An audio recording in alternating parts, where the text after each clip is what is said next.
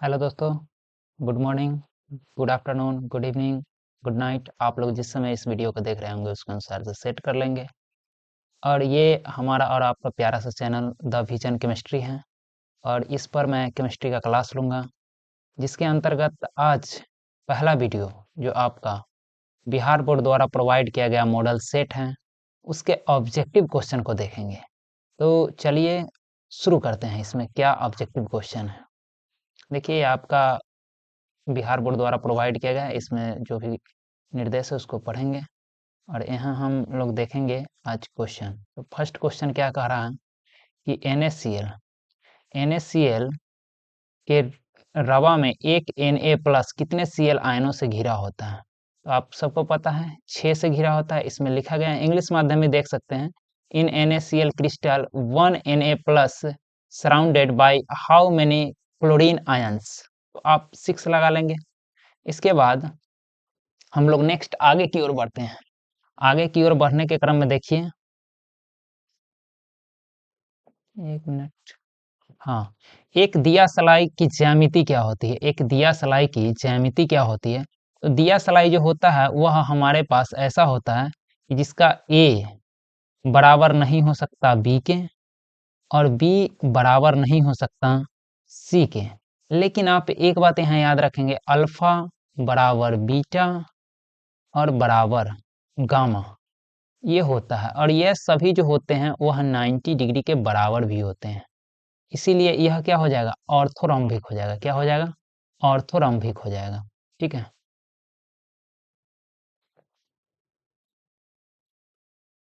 चलिए अब देखते हैं क्वेश्चन नंबर 3। एन एन गोलों वाले सीमित पैकिंग में अष्टफलक रिक्तियों की संख्या कितनी होती है? तो गोला का जो जितना एटम होगा, एटम की जो संख्या होगी, यानी नंबर ऑफ गोला की संख्या, उतना ही अष्टफलकीय रिक्त होगा। अगर यहाँ n कह रहा है तो यहाँ n ही आंसर होगा। लेकिन अगर इसमें अष्टफलकीय के जगह पर अगर चतुष्फलकीय कह देता, ऑक्टाहेड्रल वॉइड की जगह पे अगर टेट्राहेड्रल वॉइड कह देता, तो यहाँ क्या हो जाता? 2n हो जाता। क्या हो जाता? 2n। लेकिन इसका आंसर क्या होगा? n। तो आप लोग ध्यान रखिएगा कि क्या क्वेश्चन कह रहा है। इसके बाद है, निम्नलिखित में किस प्रकार के दोष में रवा के घनत्व में कमी आती है? किस प्रकार के दोष में? तो दोष भी आप लोग को पढ़ा गया है। तो इसमें क्या है कि शॉर्टकी दोष के रवा के घनत्व में क्या आती है?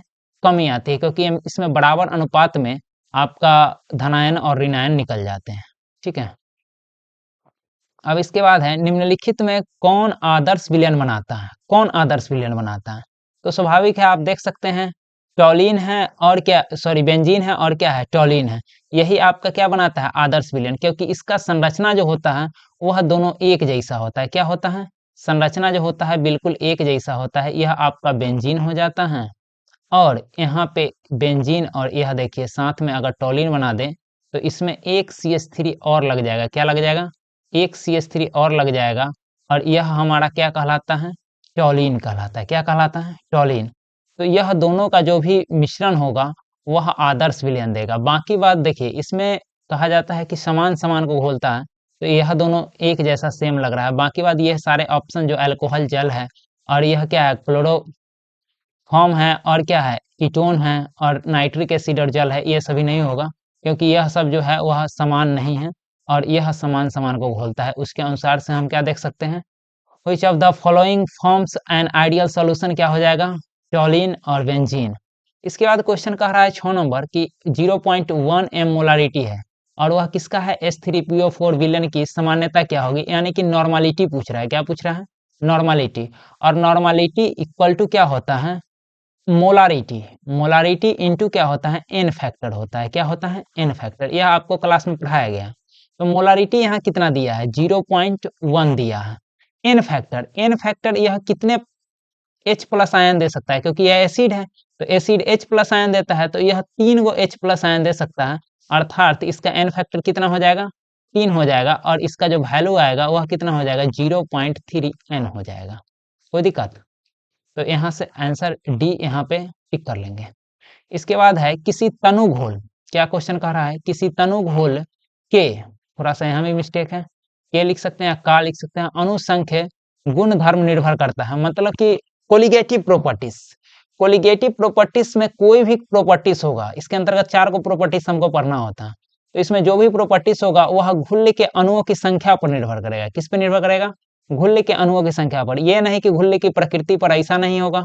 घोलक घोलक पे तो डिपेंड ही नहीं करता है, तो घोलक तो खैर छोड़ दीजिए। घुल्ले का कोई भी प्रकृति पर निर्भर नहीं करेगा, यहाँ घुल्ले के अणुओं की संख्या पर निर्भर करेगा, मतलब the number of particles of solute इस पे निर्भर करेगा। नेक्स्ट क्वेश्चन है 25 डिग्री सेल्सियस पर निम्नलिखित में किसका प्रासरण दाब या कोलिगेटिव प्रॉपर्टीज में से कोई पूछा जाएगा, तो वहां हमको देखना है आई का वैल्यू। किसका वैल्यू देखना है? आई का वैल्यू। जिसका आई का वैल्यू ज्यादा होगा उसका कोलिगेटिव प्रॉपर्टी ज्यादा होगा, जिसका आई का वैल्यू कम होगा उसका कोलिगेटिव प्रॉपर्टी कम होगा। तो यहाँ देखिए CaCl2 में क्या हो सकता है, Ca जो है वह +2 में टूटेगा और प्लस 2 Cl जो होंगे वह माइनस में हो जाएगा। तो यहाँ पे कितना टोटल हो गया, यहाँ कुछ नहीं तो 1 होगा, तो यहाँ I का वैल्यू 3 हो सकता है। KCl में I का वैल्यू कितना हो जाएगा, क्योंकि यहाँ K प्लस में टूटेगा और साथ में क्या होगा, Cl माइनस में टूटेगा, तो यहाँ पे वैल्यू, यहाँ कुछ नहीं 1 और 1, तो यहाँ वैल्यू कितना आ जाएगा, टोटल 2 हो जाएगा। और आपको पता है कि ग्लूकोज नहीं टूटता है और यूरिया भी नहीं टूटता है, तो इस प्रकार से हम देख सकते हैं किसका प्रासरण दाब सबसे अधिक होगा, तो CaCl2 का प्रासरण दाब सबसे अधिक होगा। उन्होंने बताया कि I का वैल्यू जिसका ज्यादा होगा उसी का कोलिगेटिव प्रॉपर्टी क्या होगा, ज्यादा होगा। चलिए CaCl2 टिक कर लेंगे। अब क्वेश्चन कह रहा है कि 1 फैराडे, क्या कह रहा है, 1 फैराडे विद्युत धारा के किसी तनु अम्ल के घोल से प्रवाहित करने पर H2 पर हाइड्रोजन गैस मुक्त होगा, तो यह आपका कितना हो जाता है, 1 मोल बराबर क्या होता है, 1 फैराडे होता है। क्या होता है, 1 फैराडे हो सकता है। ठीक है,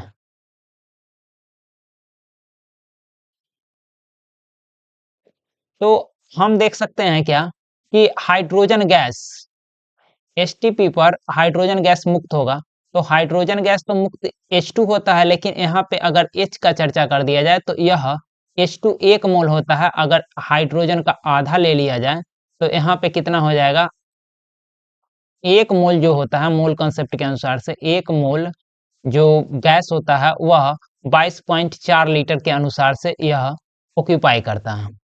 तो अगर यहाँ पे हाफ मोल ले लिया जाए, क्योंकि H2 हाइड्रोजन गैस कर रहा है, सिर्फ हाइड्रोजन, तो यहाँ पे अगर हाफ ले लिया जाए तो यह कितना हो जाएगा, 11.2 लीटर हो जाएगा। और 11.2 लीटर को अगर ml में चेंज करेंगे तो हमारे पास कितना आ जाएगा, 11,200 ml हो जाएगा। आप इसको ml में चेंज कर लीजिएगा, कोई दिक्कत नहीं है।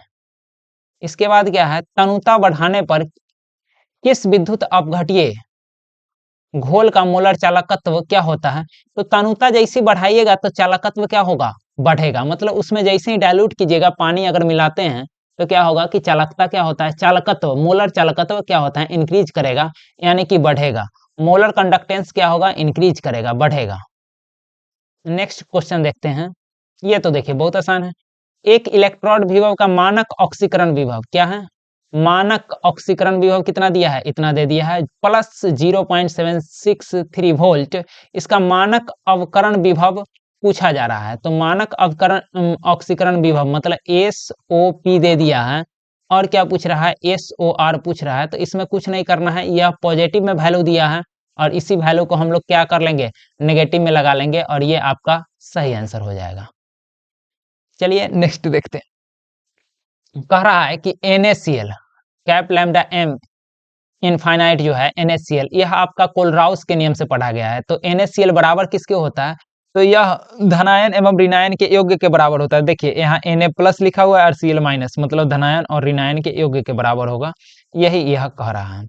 नेक्स्ट है, निम्नलिखित में कौन द्वितीयक सेल है, तो द्वितीयक सेल कौन है, द्वितीयक सेल हमारे पास आता है लेड स्टोरेज बैटरी। क्या आता है, लेड स्टोरेज बैटरी, क्योंकि हम देखते हैं कि लैक्लांसी सेल, सांद्रण सेल, ये सब क्या है, प्राथमिक सेल है। लेड स्टोरेज बैटरी जो जैसे हम कार में यूज कर सकते हैं और जो घरों में भी इन्वर्टर के साथ यूज किया जाता है, और यह बैटरी क्या होता है, रिचार्जेबल होता है, उसी को क्या कहते हैं, द्वितीयक सेल। और जो रिचार्जेबल नहीं होता है उसको कहते हैं प्राथमिक सेल। तो चलिए आगे बढ़ते हैं। किसी अवक्रिया का वेग स्थिरांक निर्भर करता है, तो वेग स्थिरांक आपको पता है आर्हेनियस के नियम से पढ़ाया गया है कि वेग स्थिरांक निर्भर करता है ताप पे। किस पे निर्भर करता है? ताप। और ताप बढ़ा दिया जाए 10 डिग्री सेल्सियस से बढ़ाया जाता है तो क्या हो जाता है? अभिक्रिया का वेग दुगना हो जाता है, ये भी आपको पता है। इसके बाद क्या है कि प्रथम कोटि की अभिक्रिया के लिए वेग स्थिरांक की इकाई क्या होगी? तो प्रथम कोटि की अभिक्रिया के लिए आपको पढ़ाया गया है वेग स्थिरांक की इकाई सेकेंड इनवर्स, या इसको समय इनवर्स यहाँ लिखा गया है। फर्स्ट ऑर्डर रिएक्शन के लिए क्या होगा? टाइम इनवर्स हो जाएगा।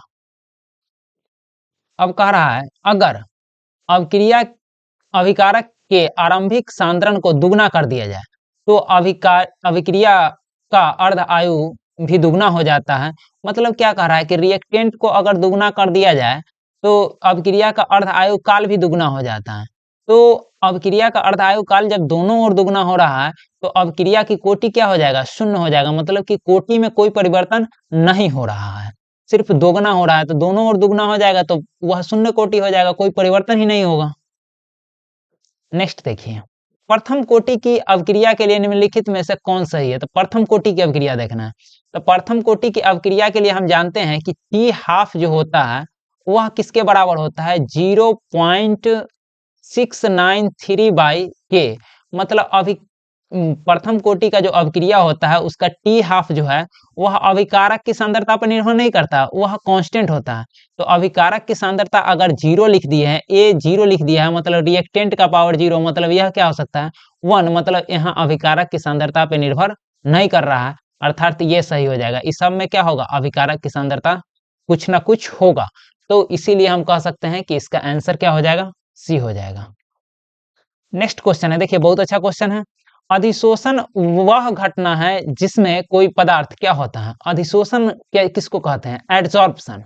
Adsorption is the phenomena in which a substance. अधिशोषण में क्या होता है कि एक पदार्थ दूसरे के ऊपर क्या हो जाता है? जमा हो जाता है, उसी को हम क्या कहते हैं? अधिशोषण कहते हैं। मतलब ऑप्शन नंबर ए, दूसरे पदार्थ की सतह पर जमा हो जाता है। क्या हो जाता है? दूसरे पदार्थ की जमा हो जाता है। Accumulates at the surface of the other substance. चलिए नेक्स्ट आगे बढ़ते हैं। उत्प्रेरक। उत्प्रेरक क्या होता है? उत्प्रेरक वह है जो अभिक्रिया, उत्प्रेरक जानते हैं कि उत्प्रेरक क्या होता है? जो अभिक्रिया को करवाता है, ना कि अभिक्रिया में भाग लेता है। मतलब साम्य अवस्था प्राप्त करने के लिए समय को क्या कर देगा? घटा देगा। वही क्या कहलाता है? उत्प्रेरक। मतलब कि अभिक्रिया को करवा देगा। बस बात खत्म हो जाएगा इसमें। चलिए देखते हैं, लायोफोबिक कोलाइड का अस्थायित्व का कारण होता है। तो लायोफोबिक जो कोलाइड होता है यह क्या होता है कि अस्थायित्व हो जाता है, मतलब बैठ जाता है। तो इसमें क्या होता है? लायोफोबिक मतलब जिसको जल से कह सकते हैं स्नेह नहीं है, जल से लव नहीं है, तो वह वैसा हो कोलाइड कौन होगा? जिसपे क्या होगा? कुछ कण आवेशित, आवेशित जो कण होगा, जिसपे आवेश होगा, वह आवेश के कारण क्या होगा? नीचे बैठ जाएगा, उसको किसी से मतलब नहीं है, जैसे चार्ज ऑन पार्टिकल्स। ठीक है। गोल्ड संख्या भी यही होता है, लायोफोबिक कोलाइड होता है। क्या होता है? लायोफोबिक कोलाइड से होता है। गोल्ड संख्या जुड़ा होता है किससे? लायोफोबिक कोलाइड से जुड़ा होता है। सल्फाइड अयस्कों को देखिए, बहुत अच्छा क्वेश्चन है। सल्फाइड अयस्कों को प्रायः सांद्रित किया जाता है। तो सल्फाइड अयस्कों को सांद्रित किया जाता है फेन उत्प्लावन विधि से। किससे सांद्रित किया जाता है? फेन उत्प्लावन विधि से। निम्नलिखित में किस धातु का निष्कर्षण जटिल निर्माण विधि से होता है? तो जटिल निर्माण से एक ही ऑप्शन होगा, एजी यानी कि चांदी का। बाकी वह सबका क्या हो सकता है? आसानी से निष्कासन, मतलब कि धातु को एक्सट्रैक्ट किया जा सकता है, आसानी से किया जा सकता है। बाकी एक चांदी ही है जिसको कठिनाई होती है। अब क्या है? प्रक्षेत्र शोधन विधि। क्या है? प्रक्षेत्र शोधन विधि से मतलब कि विशुद्ध ऑक्साइड प्राप्त करने के लिए किया जाता है। किसको प्राप्त करने के लिए? विशुद्ध ऑक्साइड प्राप्त करने के लिए किया जाता है। मतलब नहीं, एक मिनट रुक जाइए। अल्ट्रा प्योर मेटल हो जाएगा, ultra pure metal, ultra pure metal हो जाएगा। अत्यंत ही विशुद्ध धातु प्राप्त करने के लिए किया जाता है। अल्ट्रा प्योर मेटल प्राप्त करने के लिए किया जाता है। Zone refining method is used to obtain ultra pure method metals, इसके लिए किया जाता है। नेक्स्ट है, लोहे के निष्कर्षण में जो धातु मल प्राप्त होता है वह क्या होता है? लोहे के निष्कर्षण में जो धातु मल प्राप्त होता है वह कैल्शियम सिलिकेट होता है। क्या होता है? Calcium silicate. धातु मल एक होता है स्लैग और एक होता है गैंग। गैंग आपको पता होना चाहिए कि गैंग जो धातु के निष्कर्षण के समय जो निकलता है अशुद्धि होता है, और उस अशुद्धि को अगर पूरी तरह से नहीं निकल पाता है तो उसमें हम बाहर से कोई पदार्थ मिलाते हैं, वही क्या कहलाता है, स्लैग कहलाता है। तो यहाँ क्या होगा, कैल्शियम सिलिकेट हो जाएगा। नाइट्रोजन का निम्नलिखित में कौन सा ऑक्साइड अनुचुंबकीय होता है? तो नाइट्रोजन का ऑक्साइड जो NO2 होता है वह क्या होता है, अनुचुंबकीय होता है। फास्फोरस की ऑक्सीकरण संख्या कितना होता है? तो -3 से +5 तक फास्फोरस की ऑक्सीकरण संख्या होता है। निम्नलिखित में कौन सा ऑक्साइड जो है सबसे अधिक अम्लीय है? तो सबसे अधिक अम्लीय में यहाँ पे विद्युत ऋणात्मकता देखा जाता है, मतलब इलेक्ट्रोनेगेटिविटी देखा जाता है। और यह इलेक्ट्रोनेगेटिव क्या होता है कि नाइट्रोजन का यहाँ पे देखिए P2O5 है, Sb2O5 है, और क्या है, AS2O5 है, और इसमें सबसे ज्यादा जो है वह सबसे छोटा जो होगा वह N2 होगा, और N2 का इलेक्ट्रोनेगेटिविटी जो होगा वह मैक्सिमम होगा। और जैसे ही इसका इलेक्ट्रोनेगेटिविटी मैक्सिमम हुआ तो समझिए कि यह क्या हो जाएगा, अधिक ज्यादा अम्लीय हो जाएगा। क्या हो जाएगा, अधिक अम्लीय हो जाएगा। मतलब इसका आंसर क्या हो जाएगा, NO2 हो जाएगा। Which of the following oxides is the most acidic? N2O। Formic अम्ल सांद्र से अपक्रिया कर बनाता है, सांद्र, कुछ छूट मिसिंग, अच्छा हाँ, देखिए इसीलिए आप लोगों को कहते हैं इंग्लिश में क्वेश्चन जरूर पढ़ेंगे। Formic acid reacts with concentrate H2SO4। Concentrate H2SO4 के साथ जब अपक्रिया करता है फॉर्मिक अम्ल तो CO2 कार्बन मोनोऑक्साइड गैस बाहर निकलता है। चलिए नेक्स्ट है, सल्फर के अणु होते हैं। सल्फर के अणु S को हम 8 लिखते हैं, एसेट होता है मतलब अष्ट परमाणविक। P4 लिखते हैं, अगर फास्फोरस पूछेगा तो 4 आणविक हो जाएगा, ठीक है। ओजोन लिखते हैं O3, 3 आणविक हो जाएगा। चलिए नेक्स्ट है कॉपर का इलेक्ट्रॉनिक विन्यास। तो कॉपर का इलेक्ट्रॉनिक विन्यास, आर्गन दिया हुआ है 18 हो गया, 29 चाहिए तो 18 और 10 28 और 1 29, तो यह एक इसमें से इसमें आ जाता है, क्योंकि यह जो कॉपर होता है और क्रोमियम यह एक्स्ट्रा जो कहा जाता है कि डी ब्लॉक जो होता है वह हाफ फिल्डेड हो सकता है या फुल फिल्डेड हो सकता है। हाफ से एक कम और फुल से एक कम कभी नहीं रहता है, तो इसके कारण यहाँ पे डी में एस से एक चला आएगा तो ऑप्शन बी सही होगा। 10 और 1 11 और 18 29, ठीक है। तो इसका ऑप्शन क्या हो जाएगा, बी हो जाएगा। इसके बाद लिंथेनाइड तत्वों का सामान्य इलेक्ट्रॉनिक विन्यास होता है। तो लिंथेनाइड तत्वों का जो सामान्य इलेक्ट्रॉनिक विन्यास होता है वह N-2 F0 से 14 N-1 D01 हो सकता है, NH2 से आप लोग ध्यान में रखिएगा NH2, और यहाँ पे क्या होगा, D होगा। इसके बाद क्या आएगा, D, और D के बाद F आएगा, और ये हमारा क्या होगा, इलेक्ट्रॉनिक विन्यास हो जाएगा। निम्नलिखित में कौन एक्टिनाइड लिखना चाहिए था, एक्टिव नाइट लिखा है, एक्टिनाइड, एक्टिनाइड नहीं है। तो एक्टिनाइड नहीं है तो आपका क्यूरियम, यूरेनियम, कैलिफोर्नियम, ये सब क्या है, एक्टिनाइड है। और ये क्या है, लिंथेनाइड है। टैब टैबियम, टर्बियम, यह क्या है, टर्बियम जो है आपका यह आपका लिंथेनाइड के अंतर्गत आता है, अतः ऑप्शन क्या हो जाएगा, डी हो जाएगा, क्योंकि यह एक्टिनाइड नहीं है। निम्नलिखित में कौन प्रतिचुंबक है? तो प्रतिचुंबक है मतलब कि डायामैग्नेटिक, जिसके पास इलेक्ट्रॉन जो होगा वह क्या होगा, युग्म होगा, मतलब जोड़ा में होगा। इलेक्ट्रॉन कैसा होगा, जोड़ा में होगा, उसी को क्या कहते हैं, डायामैग्नेटिस। तो डायामैग्नेटिस क्या हो जाएगा, Sc3+। आप इसका इलेक्ट्रॉनिक विन्यास लिखेंगे तो आपको पता चल जाएगा कि इलेक्ट्रॉन इसमें जोड़ा में आ रहा है, तो यह क्या हो जाएगा, युग्मित में आ जाएगा। तो नेक्स्ट है Fe2+। Fe2+ जो है युग्मित इलेक्ट्रॉनों की संख्या होती है। Fe2+ में अयुग्मित इलेक्ट्रॉन मतलब अनपेयर्ड इलेक्ट्रॉन, अनपेयर्ड इलेक्ट्रॉन की संख्या इसमें कितना हो जाता है, तो आप इसमें चेक कर सकते हैं कि लास्ट में आपका 4 बचेगा डी ब्लॉक में, और यही आपका क्या हो जाएगा, अयुग्मित इलेक्ट्रॉन हो जाएगा। जैसे लिखते हैं 1s2, 2s2, 2p6, 3s2, 3p6 और 4s2 और 3d4। तो यहाँ पे आप देख सकते हैं यह 10 हो गया, और 10 20 हो गया, और यह 4 24 हो गया, क्योंकि 26 से अगर +2 चार्ज दे दिया है तो 2 इलेक्ट्रॉन उसमें से घटा लेंगे, इसीलिए अयुग्मित इलेक्ट्रॉन का हो जाएगा, 4 को हो जाएगा। अब देखिए K3FeCN6 में Fe का ऑक्सीकरण संख्या। तो Fe का ऑक्सीकरण संख्या निकालना है, मतलब जिसका निकालना है उसको हम क्या मानेंगे, x। तो यहाँ क्या हो जाएगा, +3 गुना x, सॉरी +x और +6 गुना -1 और बराबर क्या होगा 0। तो हम लिख सकते हैं +3 -6, सॉरी +3 + x -6 बराबर क्या होगा 0। तो x बराबर जो आ जाएगा वह +3 हो जाएगा, मतलब कि यहाँ इसका ऑक्सीडेशन नंबर कितना हो जाएगा, +3 हो जाएगा। नेक्स्ट है सभी लिंगेज। सभी लिंगेंड जो होता है वह लिंगेंड क्या होता है, तो लिंगेंड मतलब कि जिसके पास लोन पेयर होगा, तो यह सब क्या होगा, लुईस बेस हो जाएगा। क्या हो जाएगा, लुईस बेस। क्या हो जाएगा, लुईस बेस हो जाएगा। जो इलेक्ट्रॉन देता है, तो इलेक्ट्रॉन देने वाला हमेशा क्या होता है, बेस, और इलेक्ट्रॉन जो ग्रहण करता है वह क्या होता है, एसिड। चलिए यहाँ पे कह रहा है कि जटिल आयन NiCN4 - 2 की संरचना क्या होती है, तो इसका संरचना जो होगा वो वर्ग तलीय हो जाएगा। जब आप इसका स्ट्रक्चर बनाएंगे तो यह क्या हो जाएगा, वर्ग तलीय, मतलब स्क्वायर प्लेनर। विटामिन B12, अभी विटामिन आप लोग पढ़े हैं, पता होगा, विटामिन B12 में क्या होता है, कोबाल्ट होता है। क्या होता है, कोबाल्ट। निम्नलिखित में किसका शून्य द्विध्रुव होता है, शून्य द्विध्रुव किसका होगा, तो CCl4 का हो जाएगा। CCl4 का द्विध्रुव जो होगा वह क्या हो जाएगा, शून्य, मतलब डाइपोल मोमेंट क्या हो जाएगा, 0 हो जाएगा, किसका, CCl4 का। निम्नलिखित में जैम डाइहैलाइड, देखिए ये सारा क्वेश्चन आपको पढ़ाया गया है। जैम मतलब एक ही कार्बन पे क्या हो जाएगा, 2 गो हाइड्रोजन ग्रुप जुड़ जाएगा, तो वह क्या कहलाएगा, जैम डाइहैलाइड। मतलब यहाँ देखिए कि Br2 एक ही कार्बन से कनेक्ट है और इसीलिए इसको क्या कहते हैं, जैम डाइहैलाइड हो जाएगा।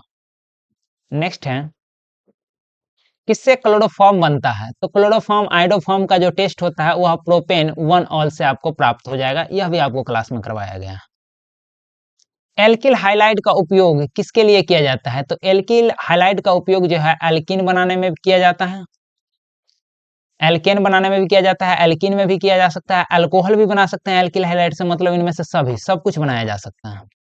निम्नलिखित में सेकेंडरी अल्कोहल निरूपण किया जाता है। सेकेंडरी अल्कोहल कहने का मतलब कि अल्कोहल जिस कार्बन से जुड़ा होगा वह कार्बन 2 गो औरों से जुड़ा होगा, ठीक है, तो यह क्या कहलाएगा, सेकेंडरी अल्कोहल, मतलब 2 गो औरों बॉन्ड इसी के पास बच रहा है, मतलब ऑप्शन बी सही हो जाएगा।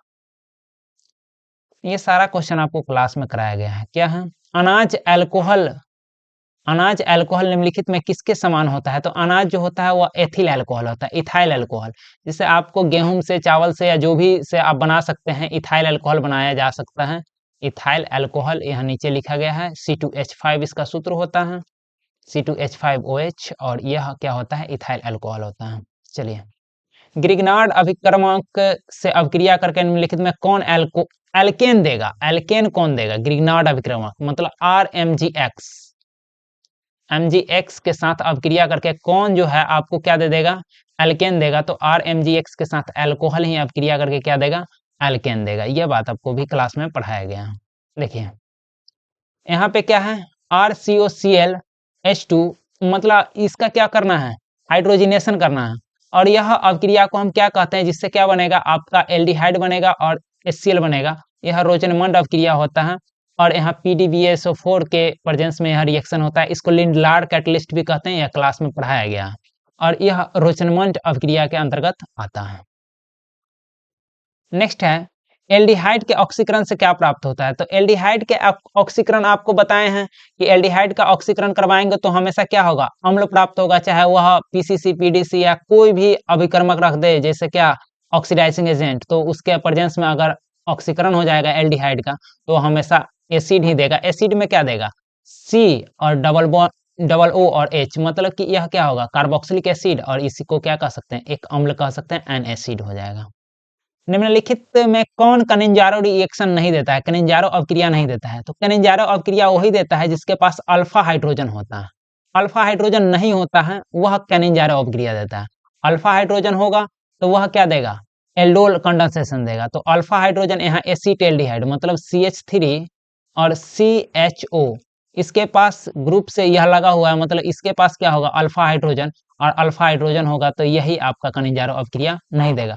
बाकी कोई में आपके पास अल्फा हाइड्रोजन नहीं मिलेगा। ये तो फॉर्मएल्डिहाइड है तो इसके पास अल्फा होगा ही नहीं, बेंजल्डिहाइड है इसमें भी नहीं होगा, और ट्राइमेथिल एसिटेल्डिहाइड है और इसमें भी आपको अल्फा हाइड्रोजन देखने को नहीं मिलेगा। और अल्फा हाइड्रोजन देखने को नहीं मिलेगा, तो ये सारा क्या देगा, 1 मिनट, कनिंजारो अल्फा हाइड्रोजन जिसके पास होगा वह क्या देगा, एल्डोल कंडेंसेशन देगा, और इस सब के पास अल्फा हाइड्रोजन नहीं है, तो यह सब क्या देगा, कनिंजारो अभिक्रिया देगा। कनिंजारो अभिक्रिया कौन नहीं देगा, तो एसिटाल्डिहाइड कनिंजारो अभिक्रिया नहीं देगा। चलिए, यूरोट्रोपिन निम्नलिखित में से किसकी अभिक्रिया अमोनिया से कराने पर देता है, तो यूरोट्रोपिन जो है वह एसिटाल्डिहाइड होगा। क्या होगा, एसिटाल्डिहाइड की अभिक्रिया अमोनिया से कराने पर, एसिटाल्डिहाइड की अभिक्रिया जो है अमोनिया के साथ कराने पर हमको क्या मिल जाता है, यूरोट्रोपिन मिल जाता है। क्या मिल जाता है, यूरोट्रोपिन मिल जाता है। ट्राइमिथाइल एमीन जिसको कहते हैं वही होता है वह यूरोट्रोपिन। बहुत अच्छा स्ट्रक्चर होता है उसका। देखिए, एस्टर का सूत्र पूछ रहा है, तो एस्टर का सूत्र होता है R, C double bond O, और आर डैश। ये आप लोग को बहुत बार पढ़ाया गया है, यही एस्टर होता है। चलिए, फॉर्मिक अम्ल एवं फॉर्मएल्डिहाइड को निम्नलिखित में किससे विभेद करेंगे, तो फॉर्मिक अम्ल और फॉर्मएल्डिहाइड जो है वह NaHCO3 से विभेद किया जा सकता है। फॉर्मिक अम्ल और फॉर्मएल्डिहाइड का विभेद हम किससे कर सकते हैं, NaHCO3 से कर सकते हैं। निम्नलिखित में कौन सबसे सबल अम्ल है, तो सबल अम्ल मतलब कि जिसके पास, यहाँ पे ध्यान ये रखना है कि क्लोरीन किसके पास ज्यादा है, तो यहाँ पे 1 क्लोरीन है, यहाँ पे 2 क्लोरीन है, यहाँ पे क्लोरीन है ही नहीं, और यहाँ पे 3 क्लोरीन है, और जिसके पास ज्यादा क्लोरीन होगा वह क्या हो जाएगा, स्ट्रॉन्गेस्ट एसिड हो जाएगा। ठीक है। निम्नलिखित में कौन सबल अवकारक है, सबल अवकारक में कौन हो जाएगा, मेथेनोइक एसिड हो जाएगा। क्या हो जाएगा, मेथेनोइक एसिड जो होगा वह सबल अवकारक हो जाएगा, मतलब स्ट्रॉन्ग रिड्यूसिंग एजेंट जो होगा वह क्या होगा, मेथेनोइक अम्ल हो जाएगा। निम्नलिखित में किसके द्वारा कार्बोक्सिलिक अम्ल को सीधे प्राइमरी अल्कोहल में अपकृत किया जा सकता है, तो आपको एक क्लास में कितना बार बताया गया, लिथियम एल्यूमिनियम हाइड्राइड LiAlH4 के प्रेजेंस में हम क्या कर सकते हैं, कार्बोक्सिलिक अम्ल को प्राइमरी अल्कोहल में डायरेक्ट परिवर्तित कर सकते हैं। इसके बाद क्या है, निम्नलिखित में कौन सेकेंडरी अमीन है, सेकेंडरी अमीन मतलब नाइट्रोजन जिससे दोनों ओर क्या होगा, कार्बन जुड़ा होगा, और एक और क्या होगा, हाइड्रोजन जुड़ा होगा, इसी को हम क्या कहते हैं, सेकेंडरी अमीन। ऐसा किसमें है, ऑप्शन डी में है। मेथिल आइसोसाइनाइड, आइसोसाइनाइड यह CN लिखा रहेगा तो यह साइनाइड हो गया, और यही NC लिखा रहेगा तो यह क्या होगा, आइसोसाइनाइड। तो NC से यहाँ जुड़ा हुआ है, यहाँ CN से, यहाँ CN से, यहाँ NC है लेकिन S है, तो ये सल्फर हो जाएगा, ये ऑक्सीजन है, तो मिथाइल आइसोसाइनेट यही होगा, NC। निम्नलिखित में किसके जलयान से प्राइमरी एमीन का निर्माण होता है, प्राइमरी एमीन का निर्माण जो होगा वह एल्किल साइनाइड के निर्माण से होगा। किससे होगा, एल्किल साइनाइड से। जैसे CH3 और CN से हम लोग क्या बना लेते हैं, प्राइमरी एमीन, इसको हाइड्रोलाइसिस करवाएंगे, इधर 2H मिल जाएगा, हमको प्राइमरी एमीन मिल जाएगा। इसके बाद एमीन के में नाइट्रोजन परमाणु का संकरण, मतलब NH यहाँ R होगा, और इधर 2 क्या होगा, हाइड्रोजन होगा, और यहाँ 1 लोन पेयर होगा। तो आपको पता है सिंगल बॉन्ड सिग्मा होता है, और जितना सिग्मा होता है, यह 1 लोन पेयर को हम सिग्मा ही काउंट करते हैं, जितना सिग्मा होता है उससे 1 कम क्या होता है, उसका संकरण। तो यहाँ क्या हो जाएगा, sp3 इसका संकरण हो जाएगा। चलिए आगे बढ़ते हैं। सुक्रोज के जलयान से प्राप्त होता है, सुक्रोज। ठीक है, सुक्रोज का सूत्र क्या होता है, तो C12H22 और O11, ये हाल फिलहाल में आपको पढ़ाया गया है। इसका जब जलयांश करवाते हैं, मतलब प्लस H2O का एडिशन करते हैं, तो यहाँ से हमको क्या मिल जाता है, C6H12 और O6 मिलता है, और प्लस में एक और अणु इसका मिल जाता है, C6H12 और O6, मतलब एक हमारे पास ग्लूकोज मिल जाता है, और एक हमको क्या मिल जाता है, फ्रुक्टोज मिल जाता है, मतलब ग्लूकोज प्लस फ्रुक्टोज इसका आंसर हो जाएगा।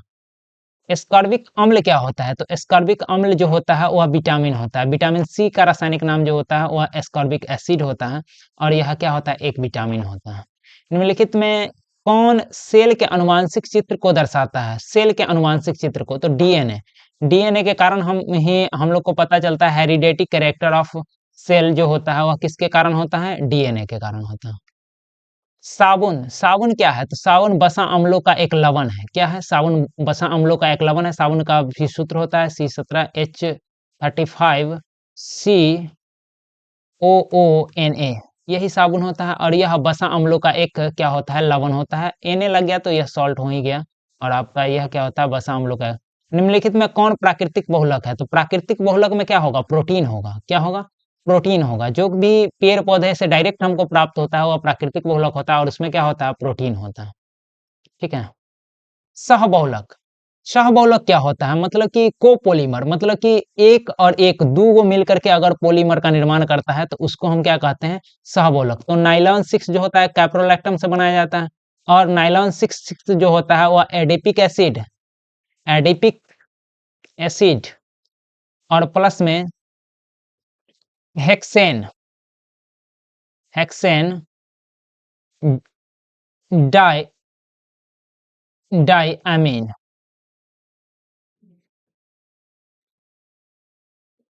हेक्सेनोइक एसिड डाइअमीन होता है। तो वहाँ से हमको नायलॉन 6 मिलता है, ये क्लास में भी करवाया गया है, आप देख सकते हैं उधर जा करके। इसके बाद क्या है? संघनन बहुलक, संघनन बहुलक में बताया है कि कुछ ना कुछ बाहर उत्पाद निकलेगा, जैसे हम क्या देख सकते हैं? HCl देख सकते हैं, H2O देख सकते हैं, इसमें से कुछ ना कुछ बाहर निकलना चाहिए। तो नायलॉन 6 आप देखिए, इसमें से क्या है? संघनन बहुलक है, कंडेंसेशन पॉलीमर है, यहाँ कुछ ना कुछ बाहर निकल रहा है। इसके बाद निम्नलिखित में किसका उपयोग एंटीपायरेटिक के रूप में किया जाता है? एंटीपायरेटिक, एंटीपायरेटिक क्या होता है? जैसे हमको बुखार लग रहा है, गर्मी में अगर ज़्यादा शरीर का टेम्परेचर बढ़ जाता है, उस कंडीशन में हम लोग क्या यूज़ करते हैं? पैरासिटामोल यूज़ करते हैं और यह हमारा क्या करता है? एंटीपायरेटिक के रूप में कार्य करता है। टाइफाइड, टाइफाइड के इलाज के लिए किस एंटीबायोटिक का उपयोग किया जाता है? तो यहाँ क्या किया जाता है? क्लोरोएम्फेनिल फेनिकॉल, क्लोरोएम्फेनिकॉल का उपयोग किया जाता है किसके लिए? टाइफाइड के इलाज के लिए किया जाता है। चलिए नेक्स्ट है, भोपाल हादसे में जो विषैली गैस निकली थी वह कौन था? तो मिथाइल आइसोसाइनेट था, यह सबको पता होता है। अभी बताए हैं कि यह मिथाइल आइसोसाइनेट होता है।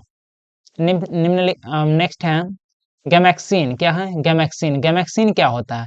तो बेंजीन हेक्साक्लोराइड होता है। मतलब यहाँ पे बेंजीन रिंग बनाइए और यह बेंजीन रिंग में जो होता है वह सब जगह जो आप हाइड्रोजन लगाते हैं इसमें क्या रहेगा? क्लोरीन रहेगा। क्या रहेगा? क्लोरीन रहेगा और यही क्या कहलाता है? Benzene hexachloride. क्या कहलाता है? हेक्साक्लोराइड। तो देखिए यहाँ पे ये बन गया बेंजीन हेक्साक्लोराइड। चलिए तो यह 70 क्वेश्चन था और 70 क्वेश्चन को हम लोगों ने कर लिया। अब आप लोग देखिए इसको और यह चैनल को लाइक कीजिए, सब्सक्राइब कीजिए, शेयर कीजिए। अगर अच्छा लग रहा है तो आगे भी इस पे आपको ऑब्जेक्टिव सेशन और जो सब्जेक्टिव है उसको भी करवाया जाएगा स्लाइड के माध्यम से। आज ये फर्स्ट वीडियो था तो हो सकता है थोड़ा-सा ये है हेजिटेशन भी रहता है, इसके कारण थोड़ा-सा ये बन सकता है वीडियो। आप देख लेंगे इसको अपने अनुसार से और लाइक, सब्सक्राइब और शेयर भी करेंगे। धन्यवाद।